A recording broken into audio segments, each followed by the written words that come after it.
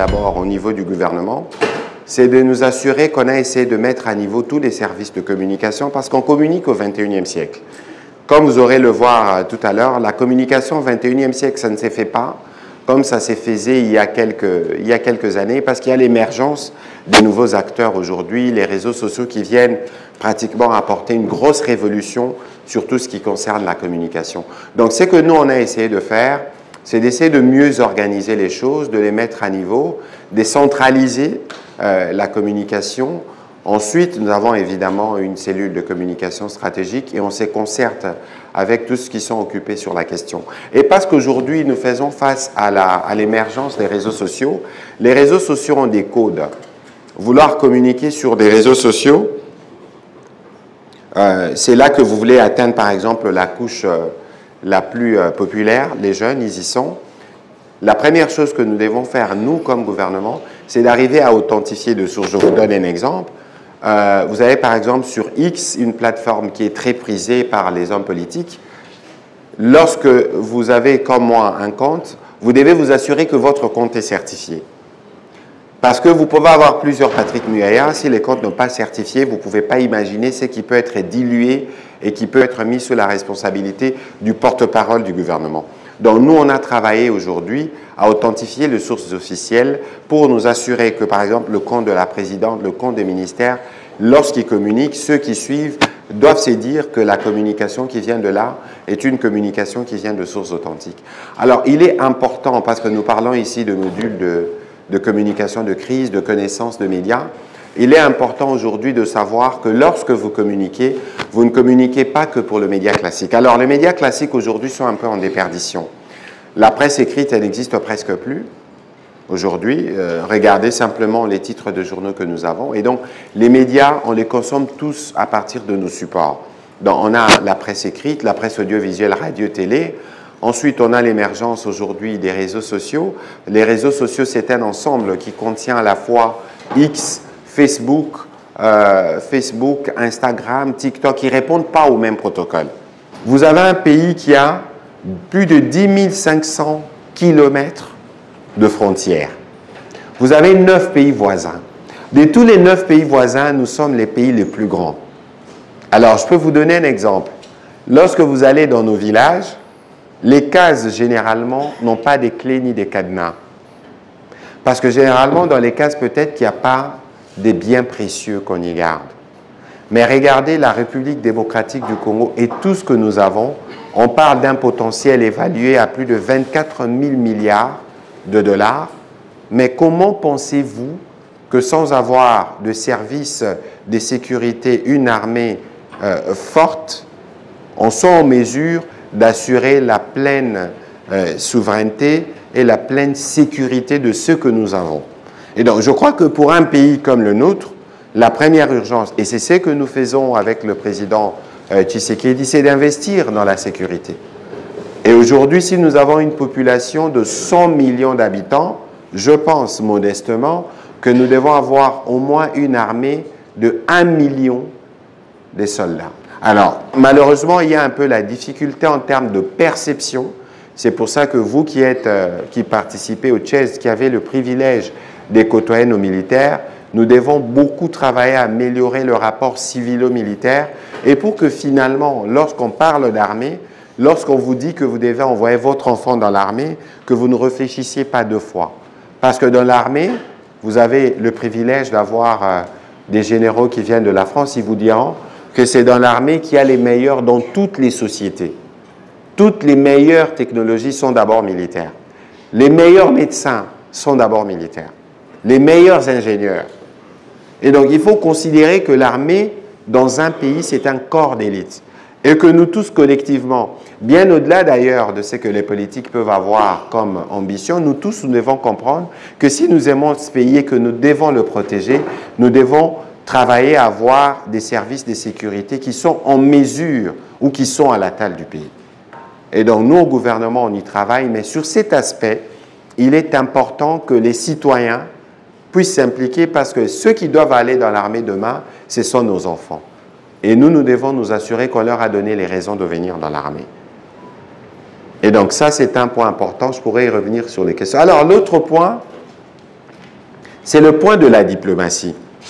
Parce que nous appartenons à des organisations régionales, sous-régionales ou internationales. La RDC, nous sommes à la fois CEAC, nous sommes à la fois EAC, nous sommes à la fois SADC. Nous sommes aussi Union africaine. Et dans un contexte comme celui-ci, dans une confrontation avec un pays avec lequel vous êtes membre dans plusieurs organisations régionales, la bataille s'exporte sur les terrains diplomatiques. Là aussi, qu'on ne vous trompe pas, on a fait beaucoup de progrès. Malheureusement, le temps de la diplomatie n'est pas le temps qui est le nôtre. La diplomatie, je dois rappeler, ne fonctionne pas, en tout cas de manière générale, comme fonctionnerait la morale. Vous savez mieux que moi, sûrement que cela vous a été dit ici, les États n'ont que des intérêts. Et dans les traitements d'un conflit, les États ne les traitent pas en fonction forcément du nombre de morts ou des victimes, ils les traitent en fonction des intérêts qui sont les leurs.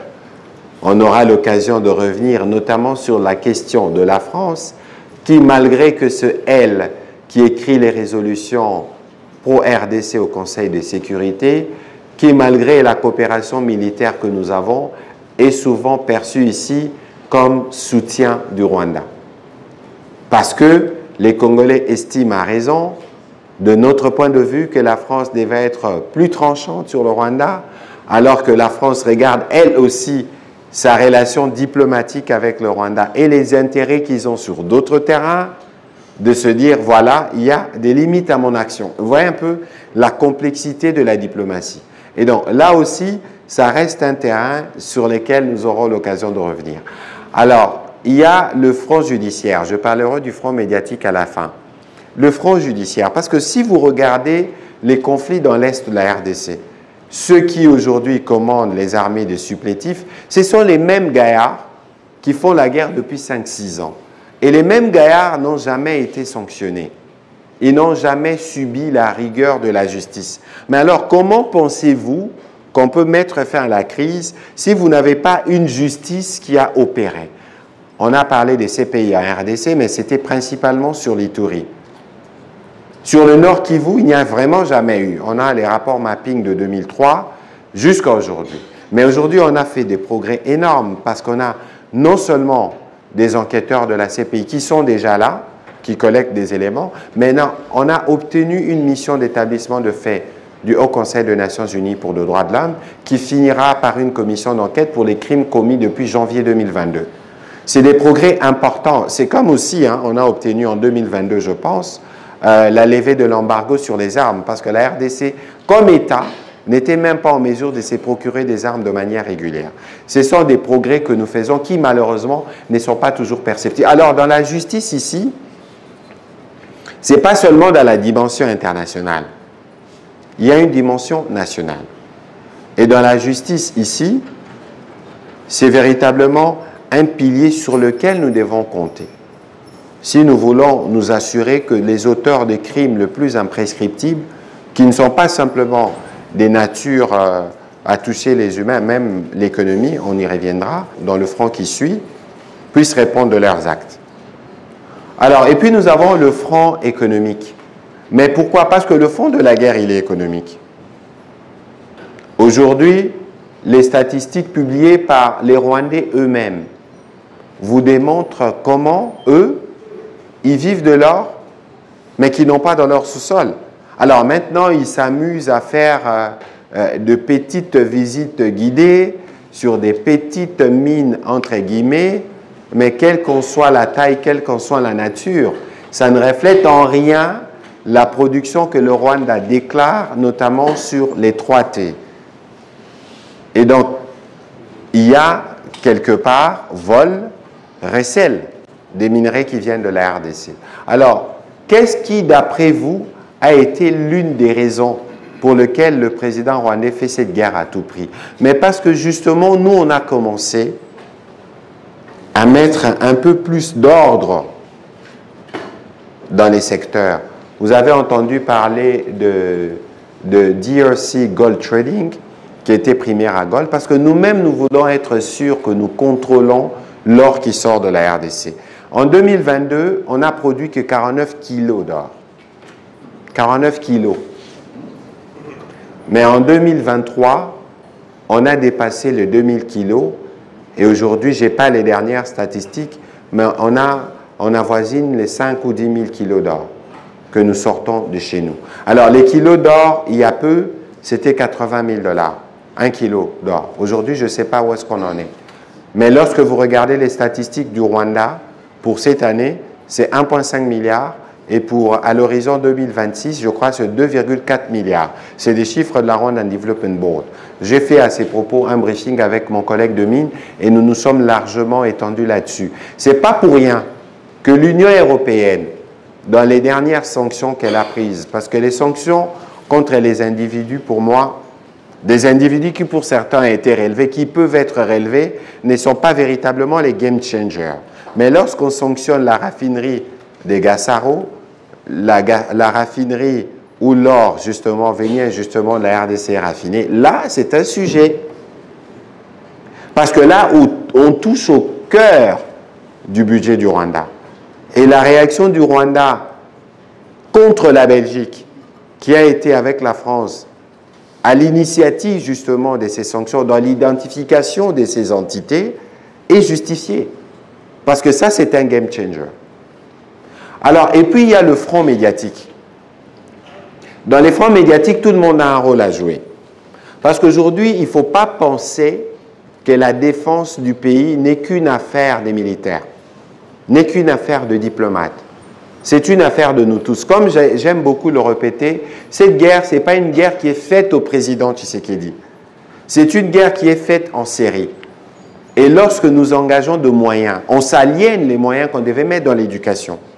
On s'aliène de moyens qu'on devait mettre dans la couverture santé universelle. C'est-à-dire qu'on s'aliène de moyens qu'on devait mettre dans les infrastructures. Donc tous les Congolais indistinctement sont touchés. Alors pourquoi nous les Congolais là où nous sommes?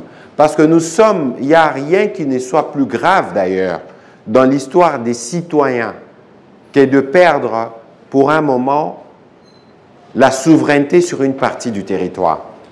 C'est comme si on prenait votre main et que vous en avez perdu l'usage.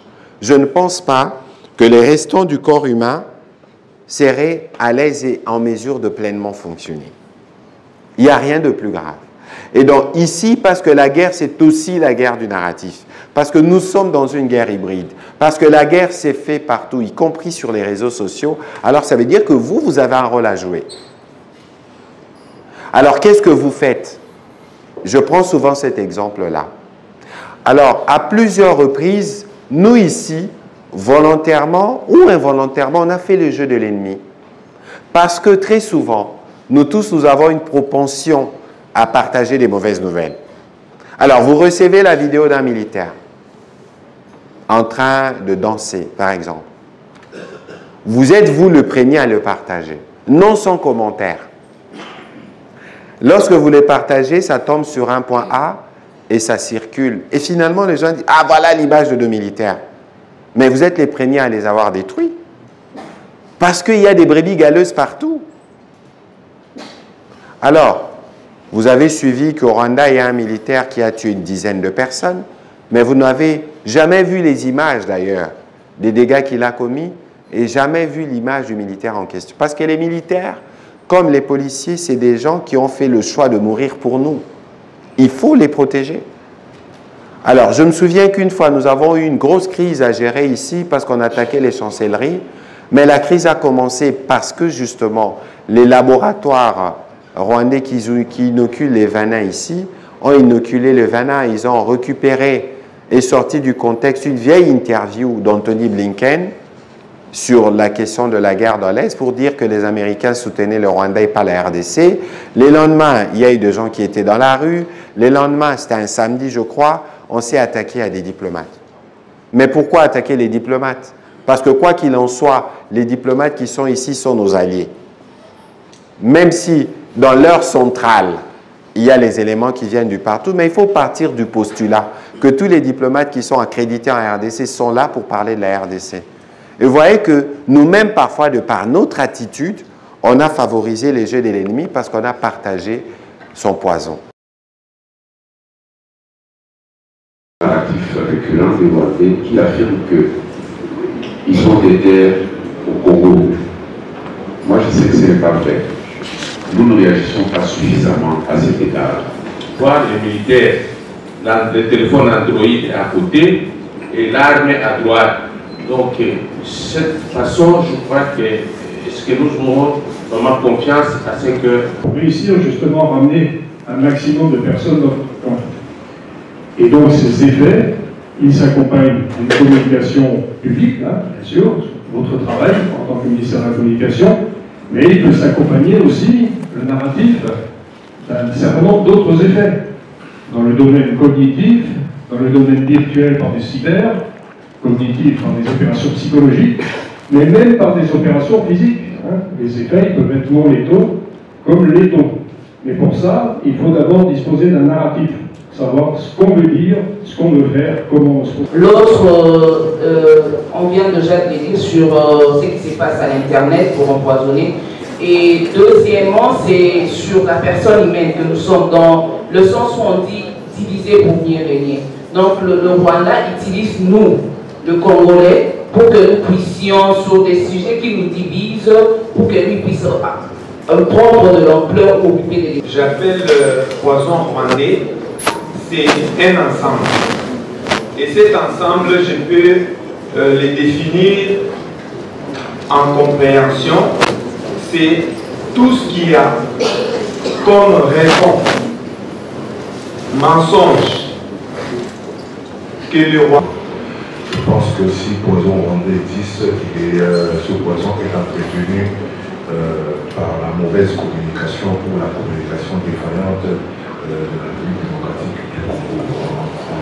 Ce que je voudrais dire, il y a quelques jours, j'ai suivi un curé rwandais faire appel aux Banyamulenge, leur demander de se départir de ce complexe, parce que les Banyamulenge n'existent pas. Ils doivent accepter qu'ils sont rwandais, parce que nous savons ici qu'il n'y a pas... C'est pour ça que je disais, j'ai pris l'exemple du Swahili, en disant que en Swahili, on dit Swahili imezaliwaka Zanzibar. Le Swahili est né au Zanzibar. Imekoma la Tanzanie, il a grandi en Tanzanie. Ikagonjwa à Kenya, il est tombé malade au Kenya.